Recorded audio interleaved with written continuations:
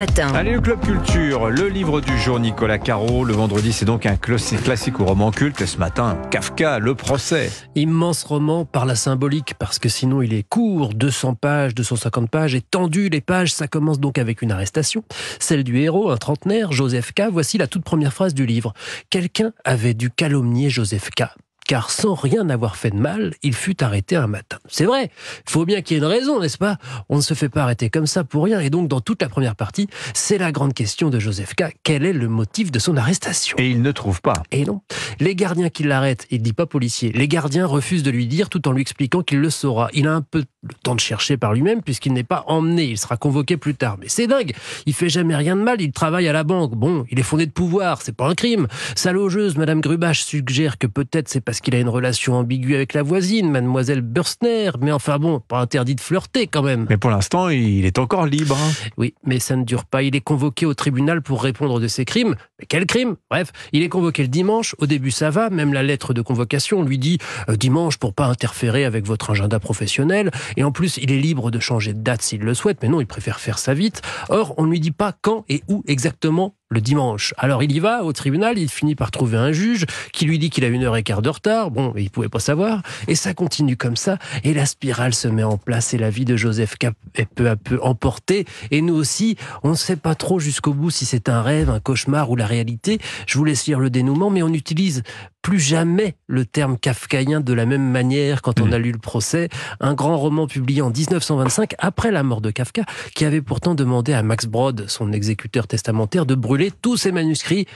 Et heureusement, il n'en a rien fait. Oui, Das Prozess, le procès, donc vous l'avez lu en allemand ou pas? Non, non, en français quand même. Franz Kafka, merci Nicolas Caro. Je fais 5 ans d'allemand, mais je crois que je peux dire 3 mots. Allez, musique à présent. Alors, on passe de l'autre côté de la Manche. The Cure, qui réédite leur live enregistré à Paris, octobre 1992, Omblin Roche. Oui, The Cure existe alors depuis 15 ans et quand s'ouvre la décennie 90, ce groupe, né dans la campagne anglaise du Sussex, est au plus haut de sa popularité, occupe les premiers rangs du rock. Les 3 soirées de concert dans un zénith plein à craquer se déroulent 6 mois après la sortie du 9e album, le joyeux et optimiste Wish.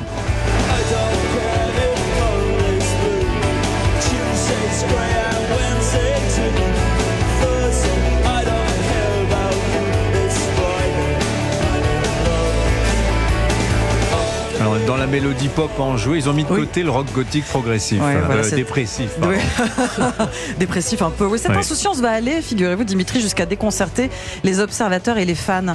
Pour rappel, tout au long des années 80, on a partagé avec bonheur le spleen du leader Robert Smith, dont seule la couleur rouge de ses lèvres tranchait avec le noir de ses vêtements. Mais il est heureux en 92, Robert Smith? Figurez-vous que c'est exactement la question que lui pose un journaliste à l'époque. Question éludée habilement par le chanteur. Toujours est-il qu'entre avril et décembre 92, The Cure traverse les États-Unis, l'Australie et l'Europe. La tournée The Wish Tour va donner naissance à 2 albums live. Le premier, baptisé Show, reprend les morceaux du disque studio. Le second, L'inattendu Paris, est un live plus intime, plus proche de l'esprit des débuts, composé essentiellement avec Doc Sheck et de Hot Hot Hot.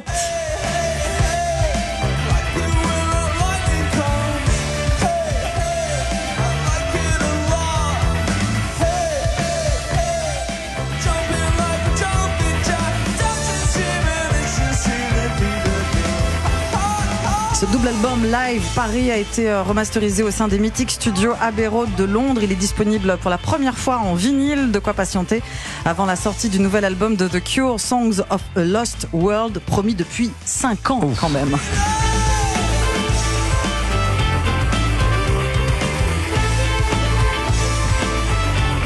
C'est vrai que le son est génial, vraiment remasterisé à merveille. Par Robert Smith lui-même. Ouais. The Cure, donc, qui revient donc avec ce live qui date, mais remis au goût du jour. Merci beaucoup, Omblin Roche. Merci Nicolas, merci les amis. Bon week-end à vous. Dans un instant, l'édito politique de Vincent.